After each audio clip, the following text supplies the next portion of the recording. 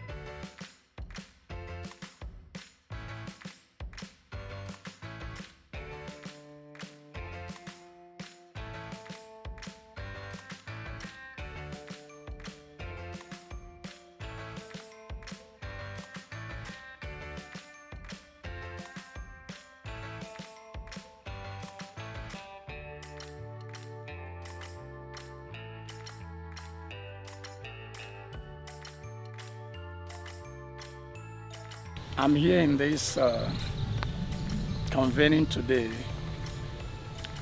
to add voice to people who understand that there is massive shortage of energy in Africa, particularly in local communities. In the mainstream energy sector driven by fossil fuel generation, many of the local communities are marginalized, denied power. And so in the new trend of transiting from dirty energy to clean energy, which is green energy, driven by solar and all the rest, so we are here to put heads together to see how we can facilitate communities. The world is changing from an economy that is based on high carbon emission to an economy that will be based on lower carbon emission, based on green energy. The green energy economy is going to transform our lives. But as we move to a green energy, we need to ensure that the people who are marginalized in the current economy are brought at the center of the green economy. Now we are transitioning into green hydrogen. Like, the vision is coming from whom? Like in my country, it was not green hydrogen first. It was, we are building the big dam so we can export electricity throughout Africa, all over Africa. And then now the vision has changed. The vision now is to produce green hydrogen. So where is it coming from? Because if us as Africans, we cannot build our own vision, I think we'll still be struggling. In terms of energy transition or gas transition, where are we transitioning from? Because in the first place, people do not have access even to the available energy that's already there. So from where to where are we transitioning?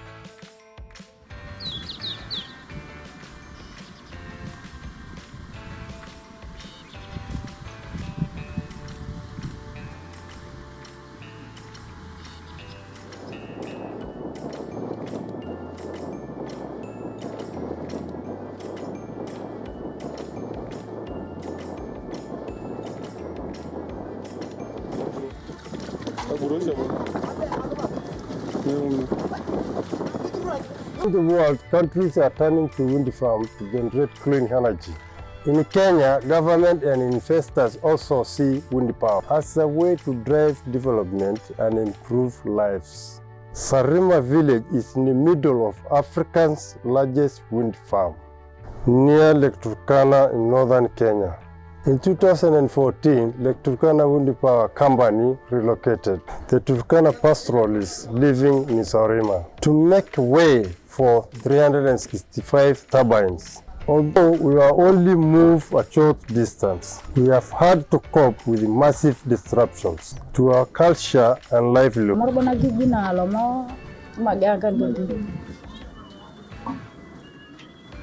Ayongo iboya loko kenge alupe. Iboy dino neng kar luka la kadang to ko cara dia apa kata yurta ni aku ni kama konto kana.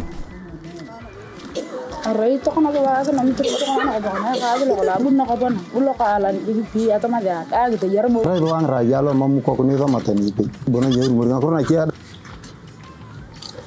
Ta ngakor na jokok. Amara ku ni ngai na jokok.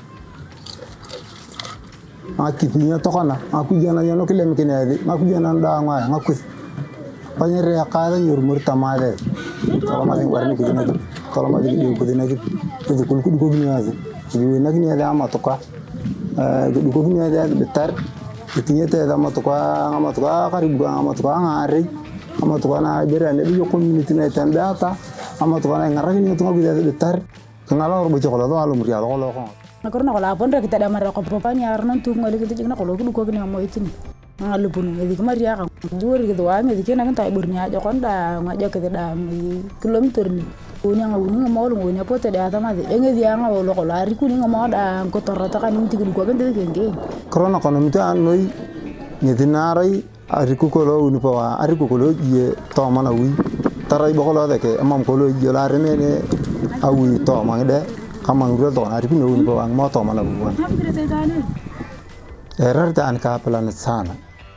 Turkana Wind Power is already generating energy for other Kenyans, but life for us is deeply insecure, and conflict has worsened. How can a more peaceful future be created? Mufanyama district houses like one of the biggest emerald mines in the world. That's the Kajam. There's also Grizzly Mine in Mufanyama. So there's a lot in terms of money that comes from the district, but the district is so underdeveloped.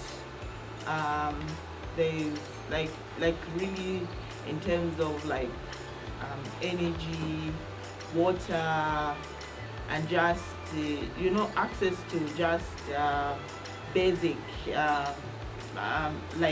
basic amenities. I think the communities in that district do not have that. If you do go to Inga, it's located in Congo Central. So there's a village that's called Inga. It's a big village, and you'll find that there's no electricity. Those people, they don't have electricity. They it's a poor community that lives there. So now they came with Inga 3 first, because the Inga 3 was the solution to give Africa electricity. And there was even Raila Odinga who said that the engine of Africa sleeps in the DRC. So he was really invested to have the construction of Inga 3. So we can supply electricity to all over the continent. So we started campaigning about what the DRC population will get, especially the communities. What are they getting from that? I come from Olkaria, from a local community known as the Maasai community. And in Olkaria we have the geothermal companies. We have the Olkoa, we have Kengen, Olkaria 1 to 4, and also we have the EDC, which is the Geothermal Development Company in Naivasha. Olkaria is in Naivasha sub-county, that is Nakuru County. In terms of energy transition, I think there as a community we have very many challenges when it comes to this company. People are much illiterate. These companies, just to raise an issue, these companies, they are taking advantage of the space because there is a lot of space because the community is a pastoral community. So their space, the grazing land, so they are taking advantage. Our people were displaced. I remember in the morning mother was talking about, you are displaced, but where are you going to? They are put there like squatters. They are living like squatters. And imagine the interesting part of it now, there is a looming displacement for them again. Personally, I would think that, this project was supposed to be owned by the community because the wind is from God. The white man brought the turbines and is breaking millions of money from our land. I think, and there's another one coming in, Kengen. Kengen are already in Rangalani. It's a government thing, parastatal, and they want to do something. And they're using the chiefs. The chiefs are already talking to the community, forming some committees, and they want to build another wind farm, connect to the LTWP. But before this, the Kenyan bought this project from an individual. It was called El Molo Wind Park, but now it's changed again. They want to develop it around the El Molo area, near Mount Kulal, and it's kind of, they told us we are not going to do the same thing as LTWP, but it's not true. And the community is not informed, because we're supposed to, educate the community on FPIC. I think that is lacking, and this project is already, they're starting to do something. They're doing the feasibility studies. Maybe in the next 1 year, they'll start constructing the turbines. So there's another, challenge again to the community. Another thing is coming, the Lake Turkana did nothing for the community, but they're still stealing the community land. Extra Gold is a Canadian company in one of our landscapes. And actually the effect is negative. If you go to mining communities, it's all negative. So Extra Gold wouldn't respond to invitation for meeting and things like that. And communities couldn't engage them. So we as an organization, we're the ones doing that. I think what we did was to chase them internationally. So we found out that they are listed on the Toronto Stock Exchange, which means that there are investors, and maybe their investors do not know what they are doing in a poor community in Ghana. That got them, because the local company, if they get to know that, their donors, their investors are not happy with what they are doing, and investors are ethical, some can withdraw their investment because of that. So that is one approach that has worked. Another one was where the communities that the bauxite was going to be mined actually wrote to BMW, Soho, and one more company that use alumina in their processes. And they actually responded to the communities, issuing warning that they will not use any bauxite in the value chain that has bauxite from Atua forest. And this was public, we made sure that it was in the newspapers. We wrote a letter with copies to the presidency. We did all that. And it's been cited, severally, that, these are companies who will need aluminium from the bauxite, and they already saying they won't use it. So already it taints the whole process. So these are two specific examples of how we dealt with companies that are behind this. We do all with community. Concerning mining in Ghana is very weak because, for instance, our law that is protecting mining companies is very stronger compared to that of the community members, we are right. Because there is something that we call FPIC, and which means free, prior, and informed consent.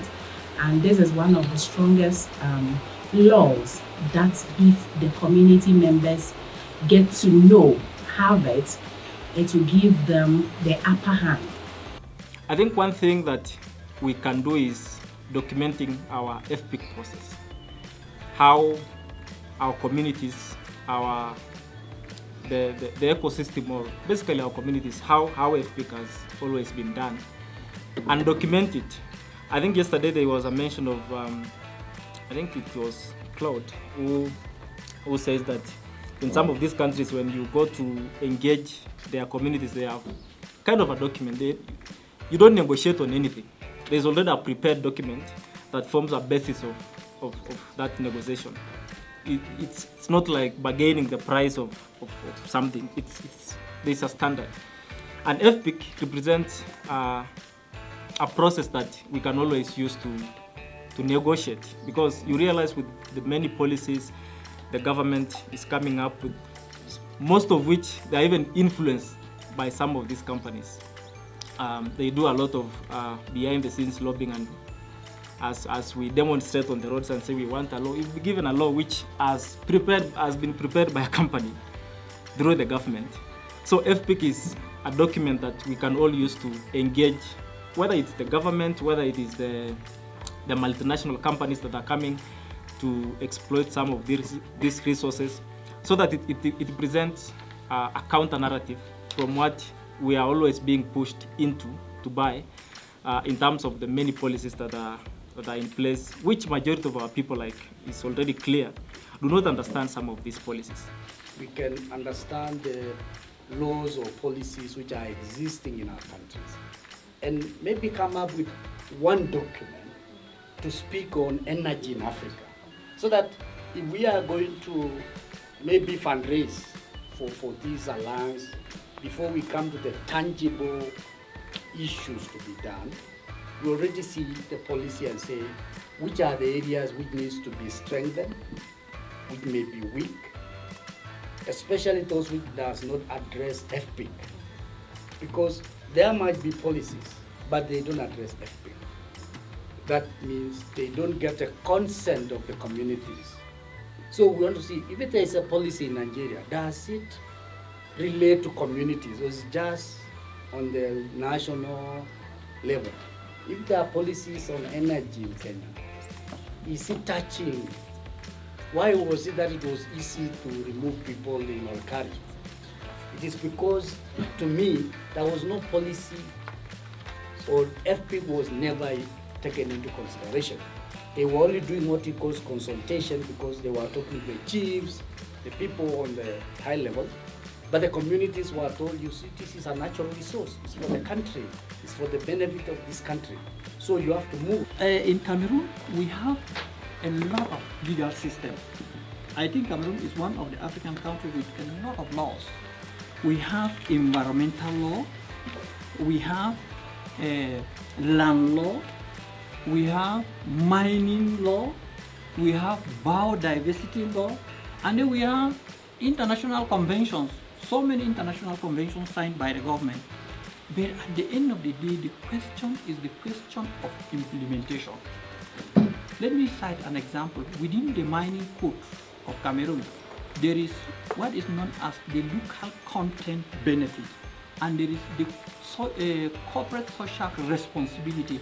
It means that if a mining company or a road construction company or a logging company comes to a community to exploit, it is their responsibility to develop, give benefit to the community, like building of school, hospital, and so on, maybe employing local laborers and so on, but it is never respected. So what is the vision of the community on their resources? Quelle est la vision que les gouvernants ont des ressources? What is the vision of the government on the resources? C'est là qu'il faut changer, parce que de mon point de vue chez nous, that is what we need to change. Because in my own point of view, En RDC, les gouvernants voient plus les revenus que les autres conséquences, les autres impacts sur l'exploitation. yes, because in my view, you see, we have left the government to see more on revenue other than other consequences. Et lorsque vous exigez le respect des autres droits des communautés, les gouvernants trouvent que vous travaillez pour des intérêts étrangers. Yeah, if you insist on the respect of the rights of the other community, the government sees like you are sidelining with the interest of foreign companies. Mais il se pose la question de transparence, de redevabilité. There is the problem of transparency, Redevability. Redevability, et même de redistribution des ressources. and redistribution of resources. Comment les ressources que nous avons actuellement peuvent aider à diversifier l'économie. How can the resources we have today have to re-diversify our economy? Il y a la question de corruption. There is the problem of corruption. Mais si les communautés et toute la population If the community and all the entire population imposent le changement, imposed on change, c'est ce que moi j'appelle, disons, révolution. that is what I am calling the revolution. C'est imposer le changement en termes de paradigme, en termes, comme le docteur Claude le disait, de modèle. Yeah, so my revolution is maybe imposing change in terms of what was raised by Dr. Claude. You rise up and your fight is raised to a different level. That's why the fight around value addition on the continent, in our countries, is because we want communities to see and to benefit directly from this product. My sense is that since, in fact, communities have come to understand a bit about what these minerals will do, which 5 years ago, communities were in the dark. They did not know copper goes, and maybe copper, they know copper bring electricity and so on, but they didn't know because they don't even have electricity.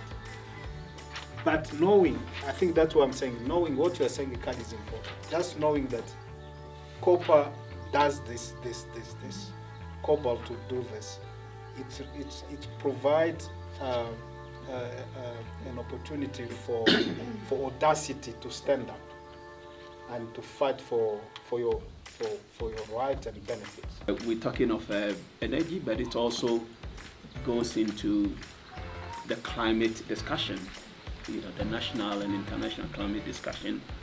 It goes into, yes, of course, the mining and minerals, but also our natural resource management,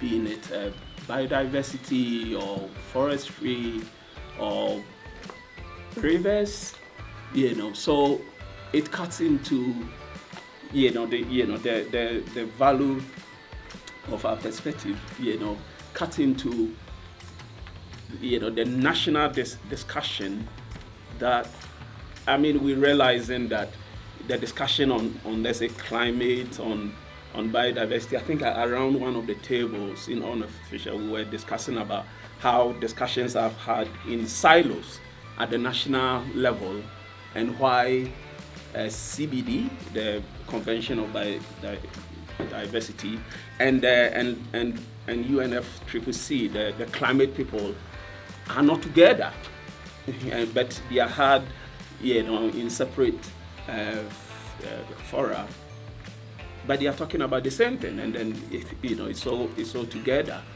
So whatever angle we picking this from the community level or IPLC level, the value of our perspective cuts straight into this national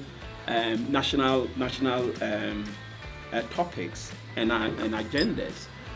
The gap we'll have is the resources to make it work. because the energy sector is widening every time, and then new strategies on how to approach it.